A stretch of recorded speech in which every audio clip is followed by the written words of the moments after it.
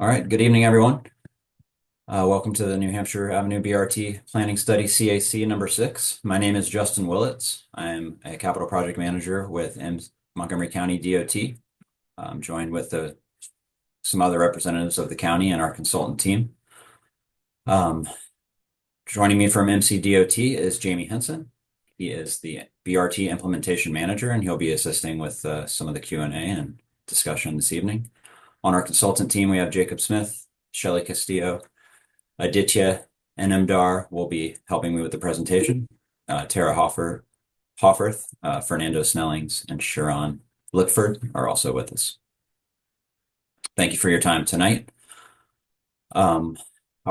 Just quickly cover some technical stuff and some of the meeting expectations. We do want to start on time. We gave a few extra minutes for people to roll in. The meeting facilitator will guide the discussion. The bulk of the presentation will be handled by Aditya. I'll be monitoring the chat, and we do want to create spaces for everyone to be heard. We do want to prioritize CAC members to use the raise hand feature to indicate they'd like to speak. And as this meeting is open to the public, we want to encourage you to put clarifying questions in the chat. We're pretty confident we'll address most of the questions you might have, but if you want to hold those to the end, we may clarify them. If you want to submit them to the chat, we'll try to address them as we go and pause for breaks. Next slide. For those of you not familiar with Zoom, if you want to ask a question in a text, please look for the chat feature at the bottom as shown on the screen here. Click chat, a new window will appear, and type your question into it. Multiple team members will be monitoring that as we move through. Next slide. And then CAC members specifically, if you'd like to speak, raise your hand and use that feature in the reactions. It's pretty intuitive. Most of us have used it at this point, but if you have any issues with that or the chat, we'll be there to help. And if you've dialed in by phone, use *9 to raise attention to yourself. Next slide. Excuse me. And I'll pass this off to Aditya at this point. Thank you, Justin. Good evening, everyone. Thanks for your time today. My name is Aditya Namdar. I'm part of the consultant team assisting MCDOT with this project. I'll be presenting most of these slides, but I'll kind of pause after each topic to see if there are questions in the chat or if any CAC members want to ask any questions. Again, feel free to raise your hands or use the chat function. When we were kind of preparing for this meeting, we saw that, depending on if you're joining from the web browser or, which version of Zoom you may have, there might be slightly different icons at the bottom, but you should be able to kind of figure out the chat and the reactions to raise hand feature. So please use those features throughout the meeting. So as Justin said at the start, this is the 6th CAC meeting. We've had 5 before this, but it's been a while since we met. So this is a slightly larger presentation with a little bit more of the project background and updates. Just to remind everyone, the role of CAC, which is the Corridor Advisory Committee, we want to kind of get input from broad spectrum of stakeholders, including residents, business owners, civic and citizen associations, and advocacy groups. And that's why the CAC was formed to help through the planning process. The idea is to get input and guidance and general oversight as part of the master planning process. Again, this is part of the community involvement. That's why we made the CAC meetings open to the public. We want to share information with the community members and bring you into the planning process to help build consensus. And as I said earlier, because this is kind of a CAC meeting, we want to prioritize participation from CAC members.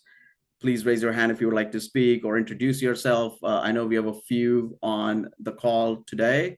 So since I'm sharing my screen, I'm not able to kind of see all the different features, but CAC members, if you want to introduce yourself, please raise your hand and we can go one by one in the order the hands are raised.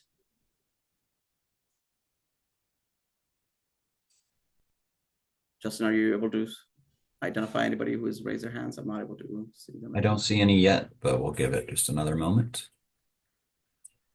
All right, I see Shane Ballin. You should be able to unmute yourself and introduce.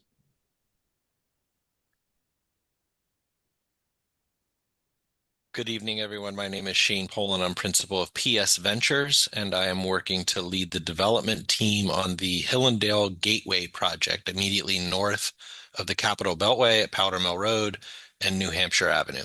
Thank you. Thank you, Shane. Gretchen?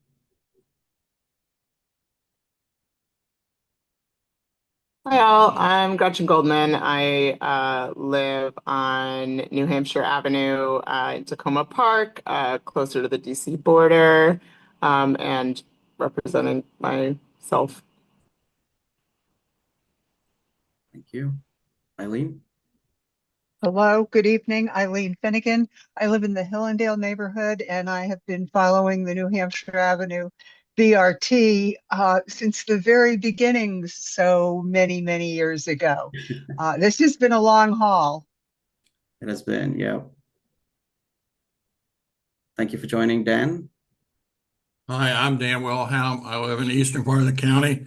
Excuse me, like Eileen, I've been with this since the beginning. So looking forward to seeing what's new. All right. Thank you so much, Dan. I think that's everyone who has raised their hands. So if you don't mind, you can put your hands down. And if you have other questions throughout the presentation, please feel free to use this feature for CAC members. All right, so the meeting agenda for today, we'll start with kind of reviewing some of the goals for this meeting. As I said, we have a slightly expanded slide deck to talk about study overview and project updates, since it's been a while since we've kind of met as a group. And then the bulk of the presentation is talking through the alternatives analysis, including a new hybrid alternative that we have developed and analyzed, kind of combining the best features of previous 4 alternatives based on analysis results. And then we'll kind of wrap up with some next steps, talking about how this project would be completed and what the future may hold for this project towards implementation. So goals for today, we want to provide project updates since the last CAC meeting. We want to review the hybrid alternative and the analysis results. We wanted to share an approach and a little bit more details about upcoming outreach activities, and finally discuss next steps. So just kind of a broad overview of this corridor. We started this project first exploring what could be the southern and northern extents. We started this project by looking at the 2013 master plan that the planning department had developed that identified this corridor as one of the BRT corridors, that identified some initial stations. But then through our corridor study, we kind of expanded on the station locations and kind of confirmed based on some more detailed analysis where the termini should be, whether the southern and northern end. So where we are right now is the project, the BRT service, we expect to go all the way down to Fort Totten Transit Center, where we'll have connections to Metro Rail for Red Line, Yellow and Green Line. So it's kind of a major multimodal hub. Of course, there are a lot more bus routes connecting to that metro station as well. And then once it crosses the district line into Montgomery County, that's where a lot of the street design changes and alternatives that we're exploring really start. So it's really kind of focused from Eastern Avenue onward on the kind of the infrastructure changes, but the service may kind of go further into the district to Fort Totten. And then it'll kind of continue along New Hampshire Avenue, which is Maryland 650, all the way through Tacoma Langley Transit Center, where we'll have a Purple Line station soon, and then crossing the Beltway kind of north of Hillendale, connecting to the US 29 Flash at White Oak Transit Center. And finally, it will kind of terminate at just north of Randolph Road in Coolsville, where there is a Coolsville Park and Ride. So that's kind of the overall corridor. This map on the right shows kind of station locations that we have identified. Again, the goal of this project is to kind of think about a BRT service that would have frequent service and limited stops to kind of create a kind of a transit connection between this kind of the network of the red line, the green and yellow line, and connections to purple and US 29 Flash. So the study has identified station locations, has evaluated several BRT alternatives. And the goal of the study is to really, through this analysis, help identify a preferred alternative for BRT that can then be advanced to future phases for additional engineering design and implementation. So this is kind of a broad timeline of the project. The timeline to the top shows the different phases of a project. So we started with the master plan that was completed in 2013. This particular project has been going on for a few years, kind of just started in 2021. So it's been going on for about 4 years. And we are in kind of the last phase of this corridor study. So we started in winter of 2021, 2022 with existing conditions analysis. We wrapped that up in summer 2022. Then we defined and evaluated initial alternatives, identified a hybrid alternative, and kind of analyzed that against the previous ones. And that happened through summer 2022 to winter 2024-25. And now we're in this last phase where we are kind of reporting the results, doing some additional outreach, and hoping to identify a preferred alternative by spring of 2025. So that's kind of the corridor study that we're involved in. But once the corridor study is completed and a preferred alternative has been identified, there are additional phases that a project will go through, including environmental evaluation, preliminary design, final engineering design, and construction. Currently, those phases are not funded, but depending on MCDOT's kind of priorities and funding outlook, it might change as to when this project may be implemented. So stay tuned for kind of the future phases, but right now the next phases are not currently funded. So as I said, this is the 6th CAC meeting. This slide kind of shows the previous meetings. Again, we've tried to meet at regular intervals, especially after each of the analysis phase was complete. So we met initially as a kickoff, then we met as completed existing conditions. We walked through kind of development of alternatives, so 3 and 4. At 5, we kind of showed some results for initial alternatives. That was, a little over a year ago, so it's been a while. But in last year, we've been kind of working on additional analysis, especially for the hybrid alternative, and kind of comparing it to previous alternatives. And so that's really what this meeting is going to be about, is presenting the results. But before we get there, just again, a few folks may be kind of joining in this conversation fresh. It's been a while since we kind of talked through about this project in the full spectrum. So I wanted to kind of share some initial findings from our existing conditions phase, just to kind of level set what this corridor is like and, what are the issues and opportunities we had identified. One big takeaway is that this corridor goes through a lot of equity communities. We used both MWCOG equity emphasis area analysis, as well as Montgomery County's equity focus areas. And as you can see on the map on the left, about 70% of the corridor is within half mile of an equity area. So a lot of communities that are bilingual, a lot of communities that depend on transit and alternative modes of transportation for getting around. So we're kind of aware of that need here. And with that, there is already a lot of existing bus service along this corridor. The map in the middle kind of shows, bus frequency, buses per hour. And especially kind of, around Tacoma Langley, pretty much kind of from East-West Highway to Piney Branch, you see like almost, 15 to 20 buses per hour. And these include like all the local bus service, like Right On. And in the map, you can kind of see there are a lot of bus routes that go east to west, but because of the street network, which is not kind of a traditional street grid, we see that bus routes kind of come on and off of New Hampshire Avenue for short stretches. And that's really kind of a key insight into this corridor, is that it's not just about the BRT. There are a lot of local buses, and people rely on those local buses to kind of go east-west or go to neighborhoods that may not be served by express buses or premium transit. So we are kind of aware of people who might be relying on those services as well as we plan this project. And the map to the right kind of indicates what we kind of know is there's a lot of high transit ridership in this corridor, especially in the southern part. As we get closer to the district line, there's just a lot more density, a lot more employment, and also potential connections to other transit. So kind of the big takeaway is that there are people here who rely on transit. There is a lot of existing transit, and we see that in the ridership. But, we also found out through additional analysis that the buses are not always the quickest way to get around. So there is a kind of a penalty for people who have to rely on transit to get around. And that's really what we're trying to address here, is like, how can we improve service and really entice people to kind of use BRT as an additional mode? So help people who are relying on transit, but also entice new riders on BRT.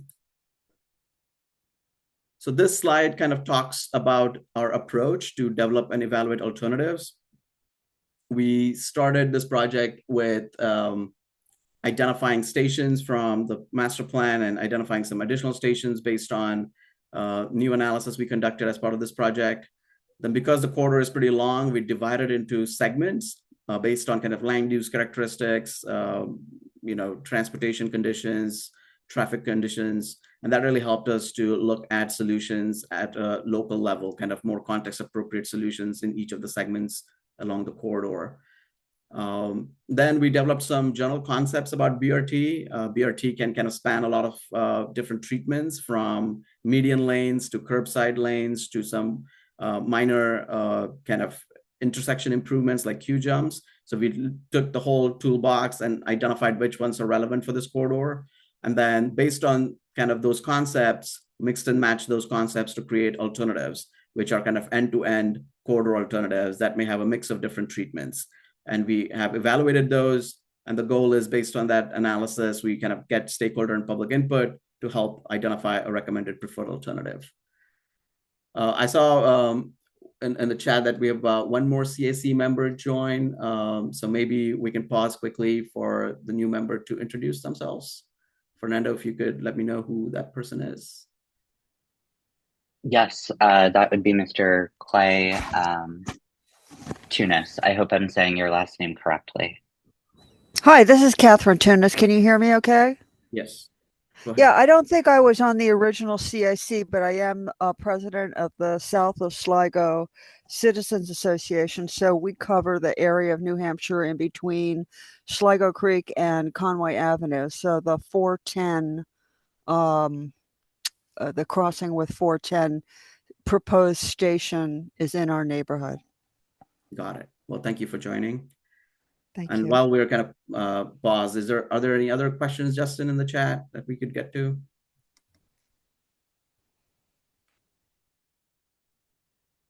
Not that I'm able to see. Let me just double check with the team that I'm getting everything and report back.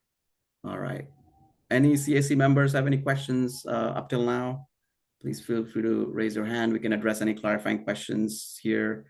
Or you can kind of wait till the end of the presentation. Hopefully we'll have plenty of time at the end as well to discuss.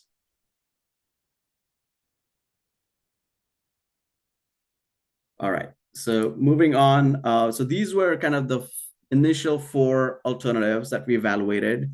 Alternative 1 looked at mixed traffic. So buses would basically use existing lanes. There won't be a dedicated bus lane, but we will have queue jumps at intersections that help buses kind of jump the queues that signalize intersections and get ahead of traffic, kind of get a head start. And that really helps with travel time. So that was kind of a treatment that we tested in alternative 1. Alternative 2 is curb lanes. So we looked at curbside bus lanes, kind of repurposing existing lanes where we have today. Basically, we have 6 lanes, 3 lanes in each direction, and a median that turns into left turn lanes at intersection. So the idea with that would be that those outside lanes would become bus lanes, and you would have 2 lanes of traffic in each direction for general purpose traffic.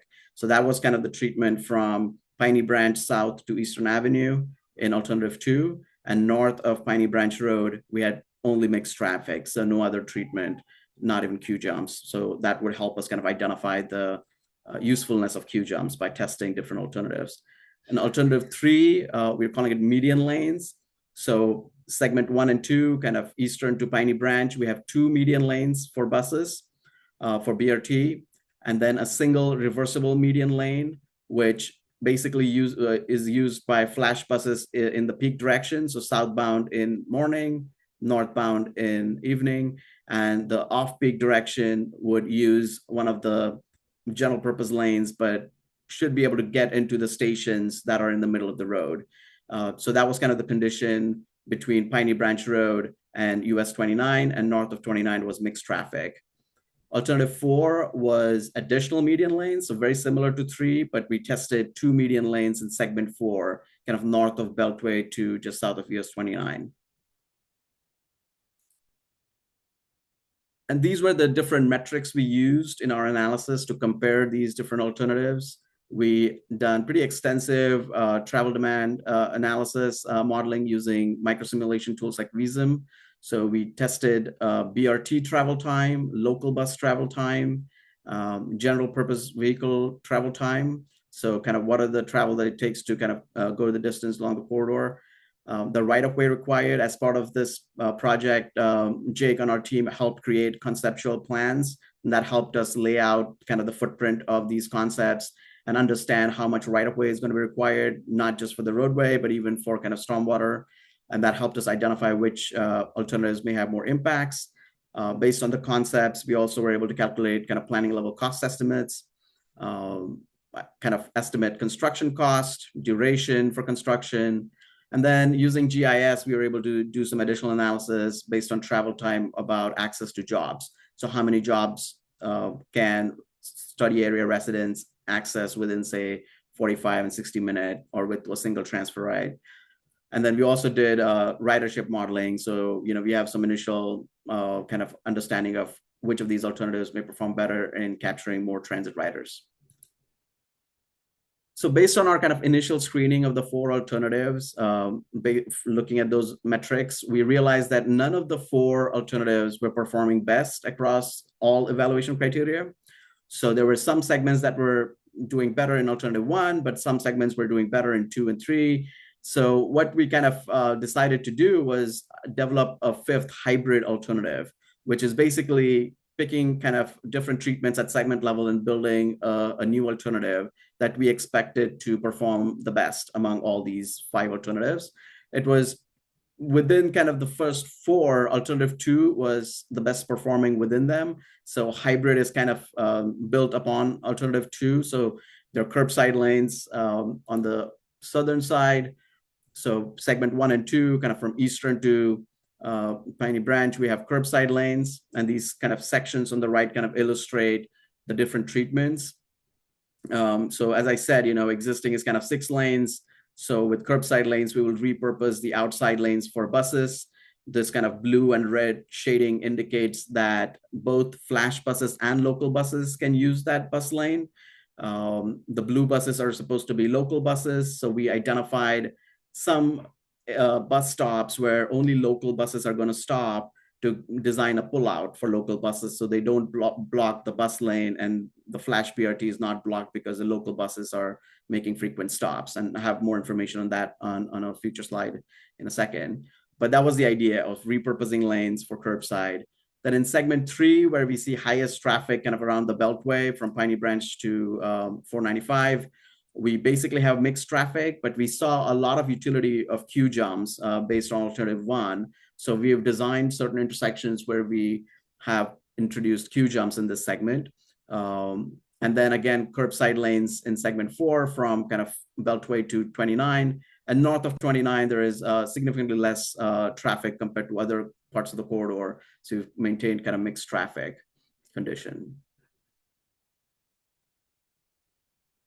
So a little bit on these local bus pullouts, with the curbside lanes that are going to be used by both local buses and flash buses, we were a little concerned that there are a lot more frequent local bus stops, and we did not, as part of this project, want to consolidate local buses or change any local bus service.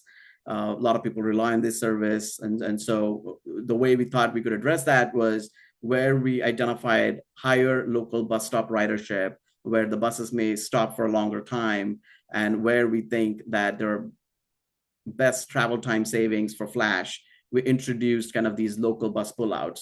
So what ends up happening is, this graphic on the left is a condition where there may not be a local bus pullout.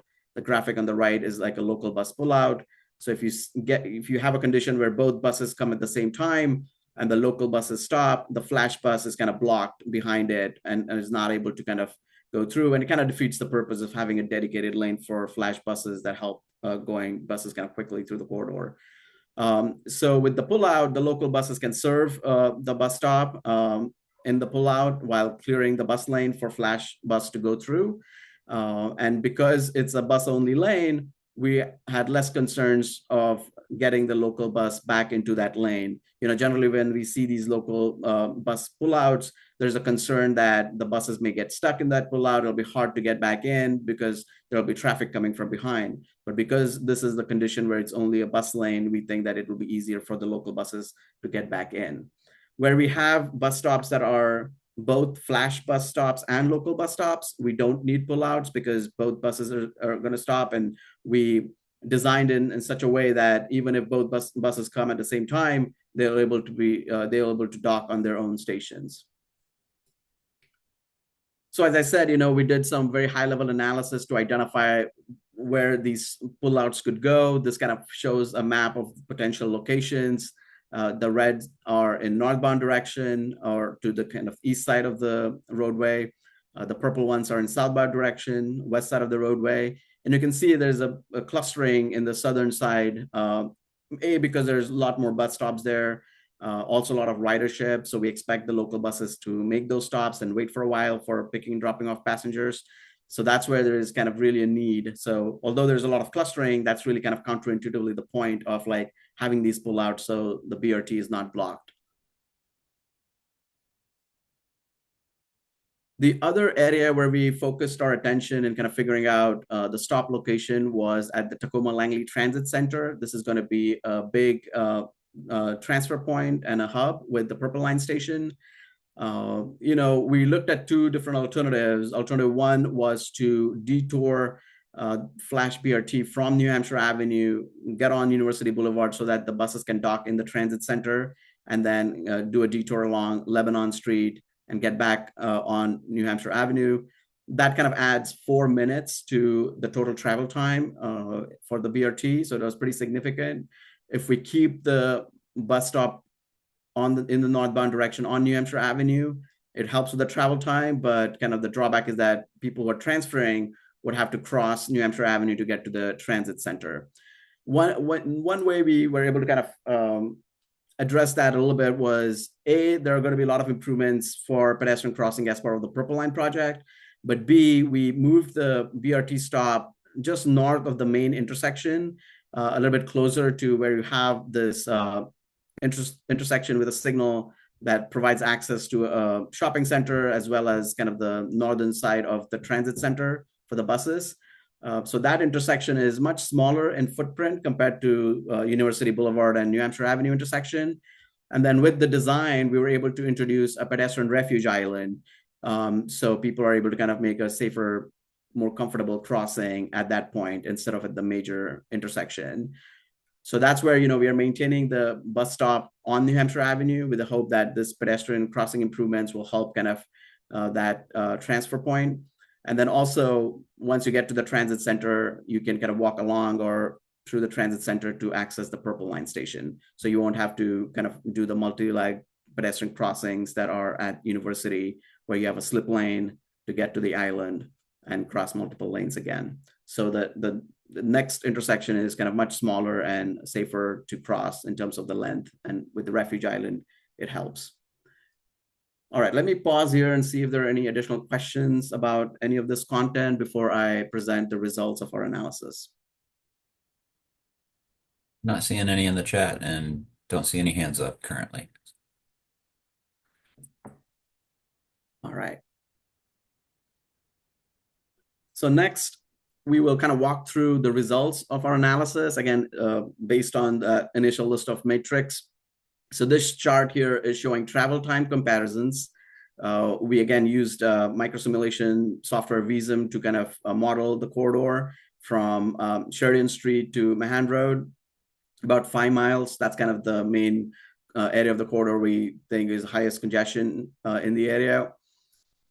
And what these numbers are showing are travel time in minutes for a typical weekday commute round trip. So imagine kind of somebody who is going to DC to work. So in morning, taking a southbound trip, and in the PM, taking a northbound trip. What would be kind of an average round trip travel time be in peak hours? So that's what these numbers represent. And then the rows are basically 3 different modes. BRT is at the top, local buses in the middle, and general traffic at the bottom. And then the columns are different alternatives. So as you can see, the hybrid alternative is the best performing for both the BRT and local buses. The travel times are kind of 33.4 minutes for 10 miles in peak hour round trip, compared to kind of 47 minutes in alternative one mixed traffic, which doesn't have any dedicated bus lanes. So that's kind of the delta between kind of no bus lanes versus a hybrid. Even comparing to median lanes, it performs better because in some of the median lane alternatives, alternative 3 and 4, we have kind of a single median lane configuration. So if you compare kind of length of dedicated bus lanes in miles, hybrid has the most kind of length of dedicated bus lanes because we have curbside lanes going in both directions for longer stretches. So that really helps. And then again, we have queue jumps in segment 3 and hybrid that helps as well. And because we are looking at curbside lanes in the hybrid alternative, local buses are able to use that facility as well. And that's why it helps get the travel time for local buses down as well, as compared to 3 and 4, where the dedicated lanes are in the middle of the roadway. It's really difficult for local buses that are coming on and off of New Hampshire Avenue for short stretches to get into that median and get out of the median. So in those alternatives, the local buses were using one of the general purpose lanes. And that's why you see a lot more travel time for local buses in those alternatives. As far as general traffic is concerned, hybrid alternative, although is not the best performing for that mode, it is a significant reduction from no build condition, right? So no build condition or existing would be like 48 minutes, and we're getting it down to 39.9 in hybrid. Again, mainly because of queue jumps that kind of help with a little bit of right turning traffic as well at intersections. So that's really kind of helping general purpose traffic as well.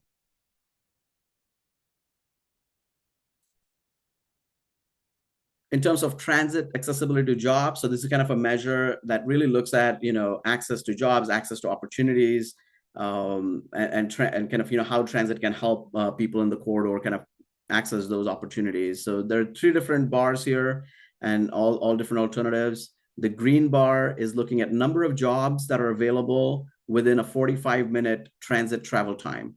So this is no transfers. If you are on a bus, go 45 minutes, what's the distance you can reach and how many jobs are in that area? That's kind of the analysis. The darker blue bar in the middle are number of jobs accessible to study area residents with a single transfer transit trip. So we looked at, if people are able to transfer to, say, Purple Line or to Metro or other local buses.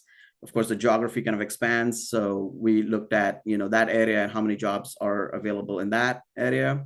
And the blue is kind of the reverse, where we see number of potential workers that have access to study area jobs. So the green and dark blue is residents in study area going to work beyond the corridor. The lighter blue is people living outside the corridor coming into the corridor to work. So study area jobs with a single transfer transit trip. And in some ways, this is kind of a proxy for travel time because, the more the distance you cover in 45 minutes or a single transfer trip, you get more jobs. So that's why hybrid is performing the best.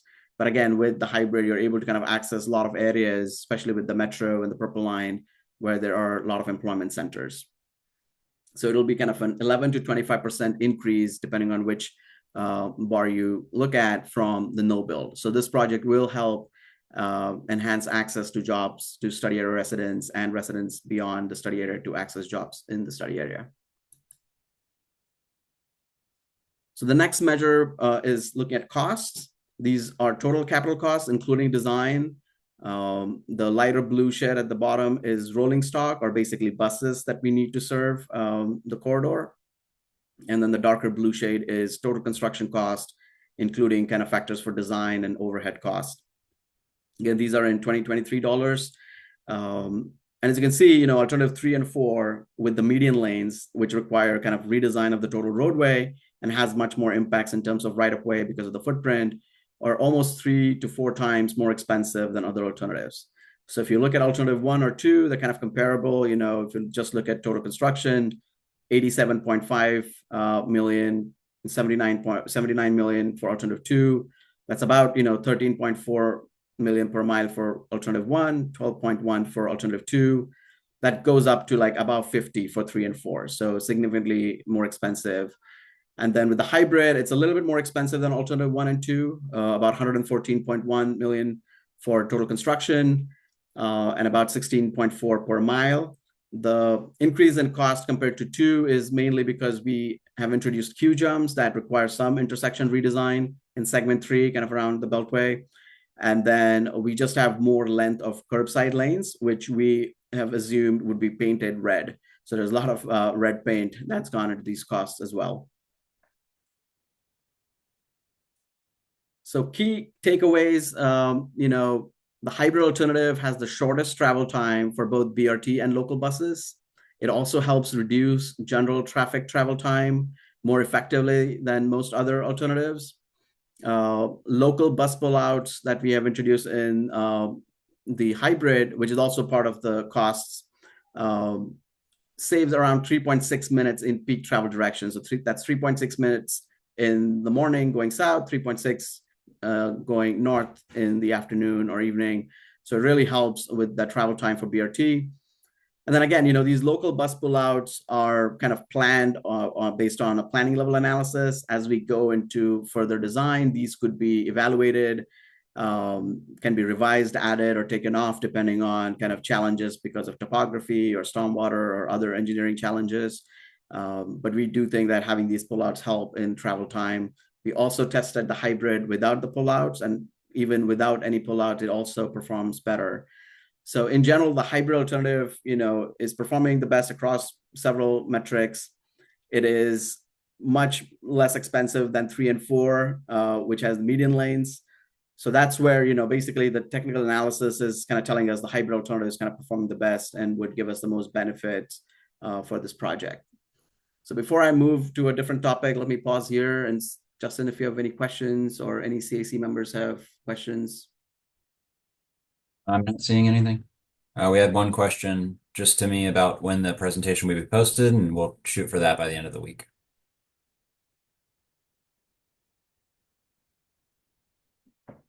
All right. Any other questions from CAC members? Or anyone else, feel free to post a question in the chat if you have. All right, so kind of moving to a different topic. Yeah, I do see a hand now from Shane. All right, Shane, go ahead. So I appreciate the creativity of the hybrid approach. I guess my question is, did you look at whether it looks like the pull-offs are right the key to the performance of that hybrid approach? In addition to putting some of the pull-offs at only those higher volume stops, did you look at adding periodic stops, pull-offs that might not be at a stop, but allowed the local bus to pull over to allow the main bus to come through if they ended up stacked? So the short answer is we have not looked at that kind of a treatment where we have a pull-off even without a bus stop. One thing I'll mention is, we do see these buses kind of, if there is like an incident where the lane is blocked, we have seen buses can kind of use the other 2 lanes as well to overtake a blocked bus or anything happens in the bus lane. So that's always an option if we think like a local bus is kind of blocking a flash bus. There might be a way to kind of train drivers so that the local bus can kind of pull into a different lane and allow the flash to use the bus lane to go forward. But that's just kind of my initial reaction. But if you have any other responses, Justin or Jamie, feel free to chime in. I'll chime in on that. The as far as having a pull out between stops, the idea would be that the buses are traveling at the same speed, and the local bus isn't looking to pull out of the way of a flash bus just to let them go by. Instead, they pull out at a station where they are coming to a stop and letting that flash bus proceed around them. But if you had, I mean, I don't know the stops, but if you had 3 stops for the local bus for 1 stop, and the first stop is the common stop, and they queue, they stack, then the flash bus is waiting behind the local bus at the next couple stops before it would get to the next pull-off. That's the type of situation I'm asking about. I got you. Yeah, and Jake, correct me if I'm wrong, but where we have co-located stops, we have generally put the local buses and the BRT stops in an order where the flash won't get blocked because of a local bus. Generally the flash bus is closer to the intersection in Mhm. most cases. And the spacing of them has been designed to allow the flash bus to pull it out around and in front of the local bus if that is the case. Thank you.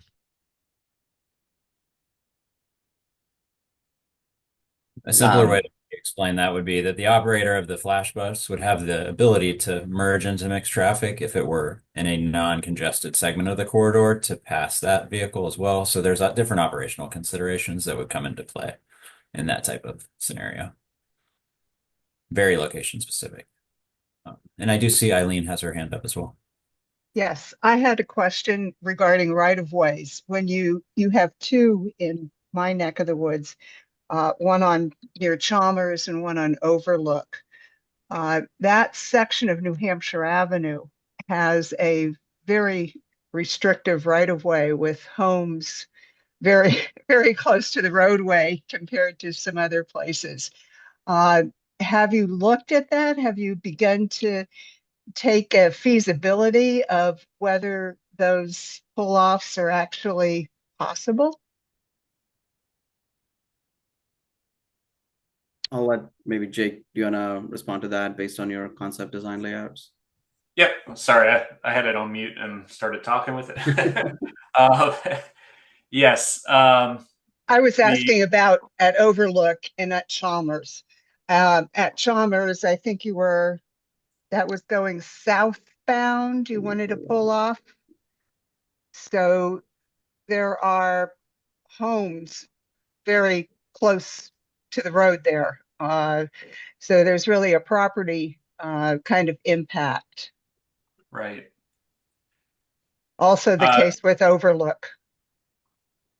Yep. Overlook has the lions. If you have been up and down New Hampshire Avenue, you've seen the big cement lions. Yeah. Yep.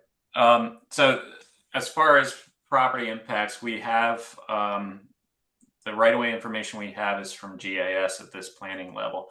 And we are, as part of the cost estimates, we have quantified potential right-of-way impacts or acquisitions for widening the roadway or for the stations or any improvements, as well as any additional stormwater management. So we have situated the stations to maintain properties and not have total takes or relocating driveways, maintaining the existing driveway connections that are out there and situating them between that, and not taking people's houses for any of these improvements. Well, let me ask you, for a pullover area, what do you need for that bus area? Is it 15 feet you're talking about? It's essentially an additional lane, kind of like adding a right turn lane. So a 12-foot width widening for the lane plus your sidewalk, and then the room for the station that's already there. And for what length of the road? It's variable depending on how many buses are stopping at each one. I want to say we were around. This is just for the pullouts. The pullouts, yeah. I want to say we assumed around 90 feet for the lower occurring ones, and then 120 feet for a little bit longer for the ones that had higher volumes. Jacob, I think that's going to be challenging, but can't wait to see the sketches. Yeah. Yeah, and I think I'll just mention quickly here that these locations were identified based on very high level planning analysis of ridership and travel time, and that's why I mentioned in that takeaway slide that these can be revised if locations don't seem feasible, can be removed. If there are other locations that feel like are more promising from kind of construction feasibility, and also help us with travel time, they're kind of movable, right? It's a little bit of an a la carte system with these pullouts. Even without any pullouts, the hybrid was still performing better, not as great as what with the pullouts it does, but still pretty comparable to all the previous alternatives. A great question. Thank you for that.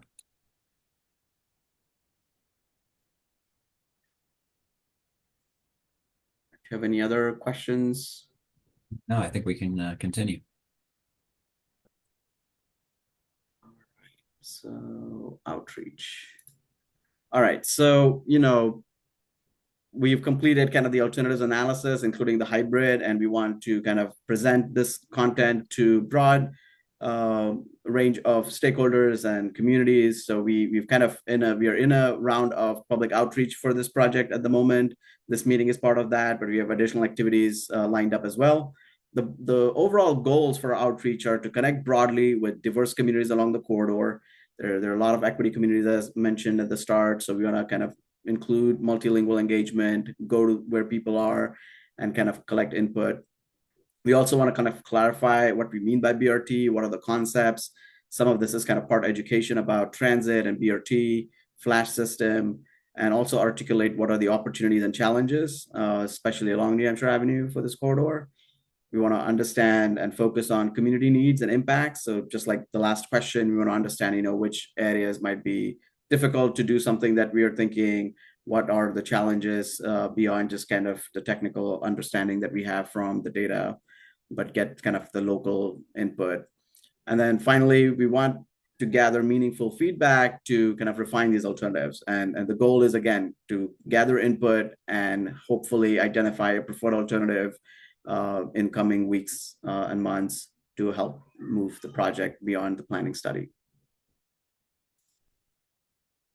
So we have a lot of outreach activities that we have planned and are coming up. We are starting tomorrow, going to do pop-up events. And what we mean by that we'll have a team of our staff at various bus stops, shopping centers, different destinations, kind of trying to talk to people who are using transit, who are kind of accessing some of those destinations to provide information about the project.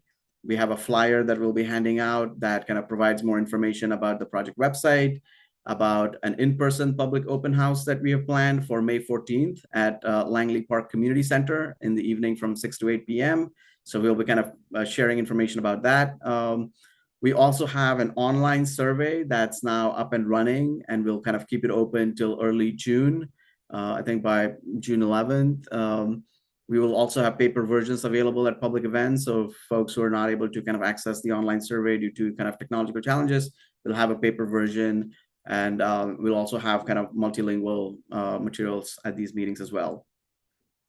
We're also planning to attend and participate in other community meetings. So if you have meetings in your communities, whether it's a neighborhood association or a condo association, a homeowners association, let us know if you think that your community would benefit from a presentation about this project. We are looking for these meetings in May to spread the word about the project, about the survey. So let us know if there are meetings that we could attend. And then the goal is to synthesize all the information and feedback we get through the pop-ups, the survey, the open house, community meetings, and kind of present the project to the planning board and eventually to the county council in summer or fall, depending on their agendas. And eventually the county council will kind of, I think, vote on this to identify an official preferred alternative. So that's where we're headed. We do have a call for action for all you folks. You can help us kind of spread the word. First of all, you can take the survey. There's the link on the slide. And once we post a PDF of this on the website, you'll be able to kind of use this hot link. We also have this QR code on this slide that you could use using your phone camera to access the survey. We've tested and the survey should work pretty well on the phone as well. If you want to use a computer, that's also great. You have a lot of content to go through on the survey, so please review that. Please share the information about the survey with your neighbors, friends, community members, and then attend the public open house if you are able to on May 14th, again, at Langley Park Community Center, 6 to 8 p.m. We'll have information, which is pretty much going to be this information that I presented today, but in format of boards and a quick presentation where you'll be able to engage in person with the team.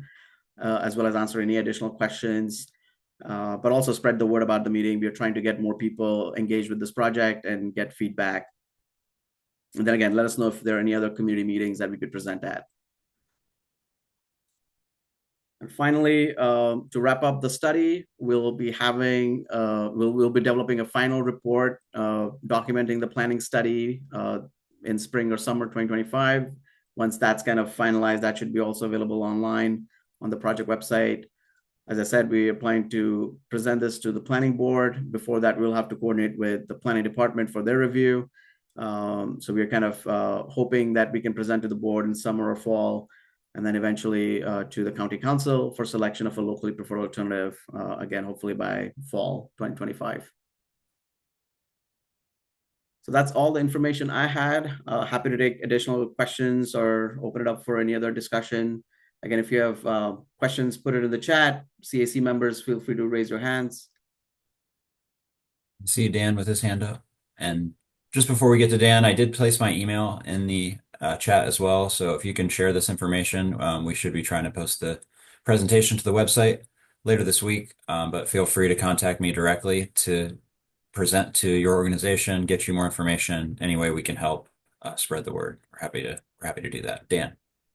Of the options you showed, to me, the hybrid is by far the best.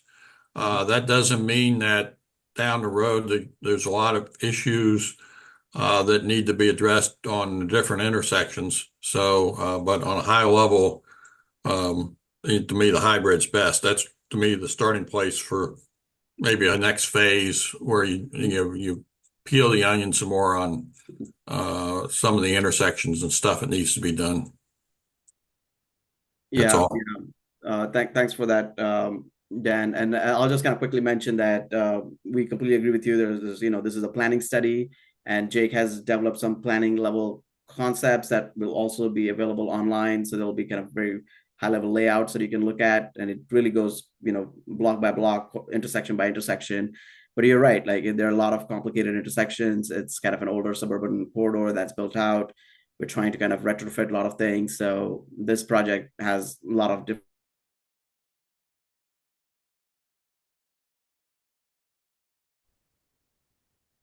Yeah, so Shane, I saw your question. We'll have the concept plans on the website as well.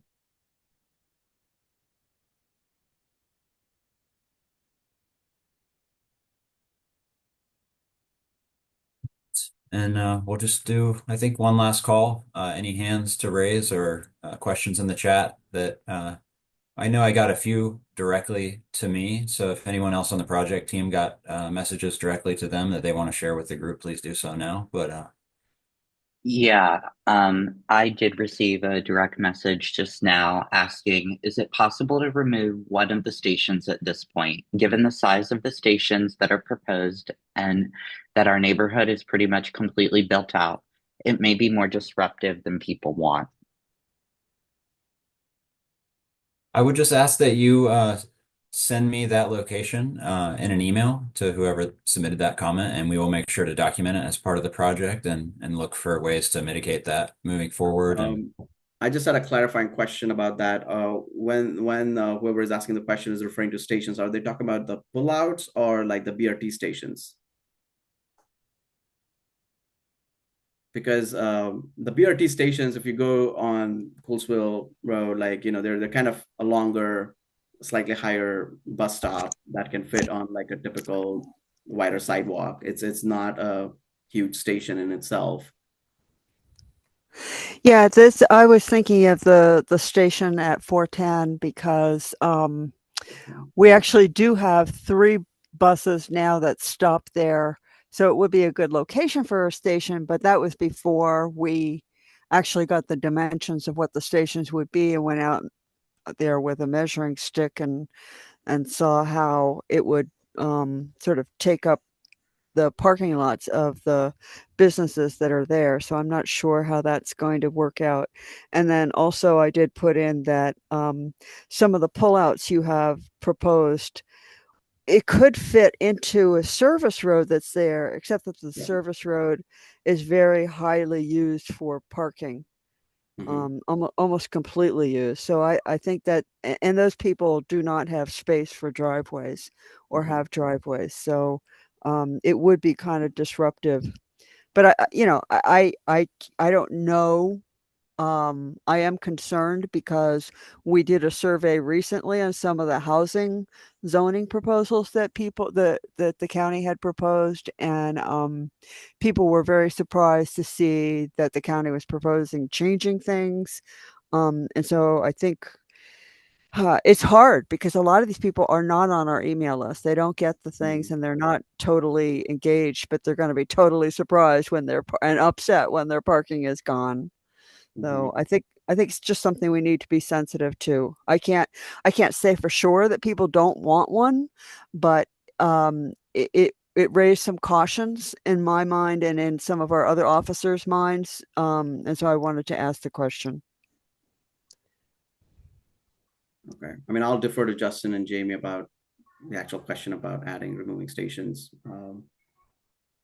Thank you. Yeah, I think moving forward in the process, we'll definitely take those considerations into, more scrutiny as we get into a design phase if the project advances and is funded. But those are definitely the kind of comments that we like to receive to be aware of, so that we can elevate them for everyone's awareness involved with the project and do our best to address them. So we appreciate raising them to that level early in the planning. So this is the Thank place. you. Thank you. Gretchen?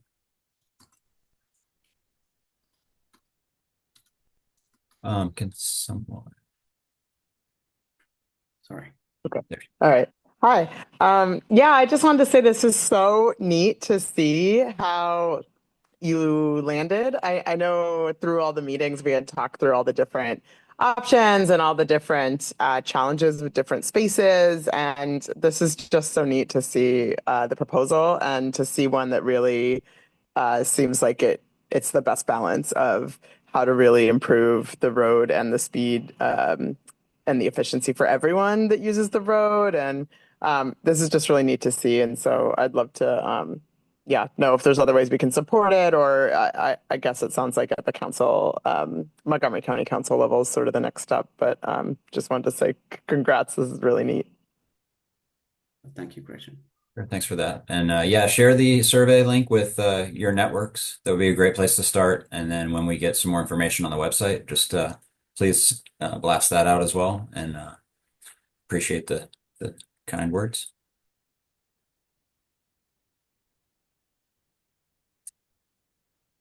Great.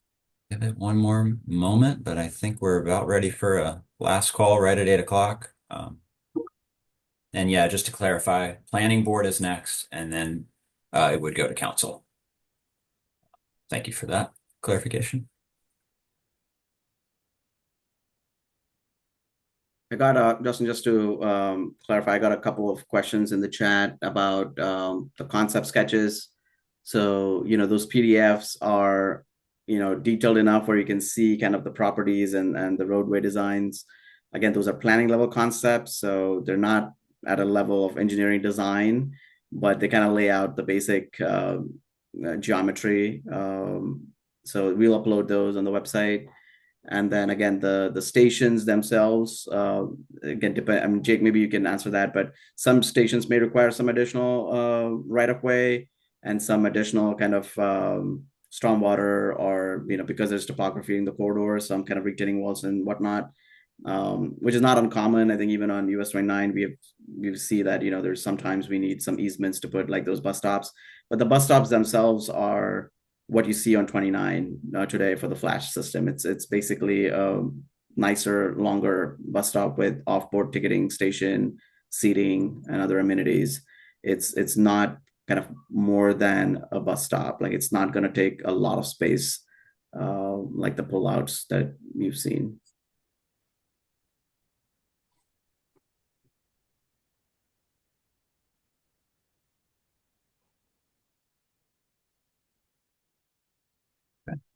And with that, I think we will move to close out the meeting. I'll give one last chance for a raised hand or any comments.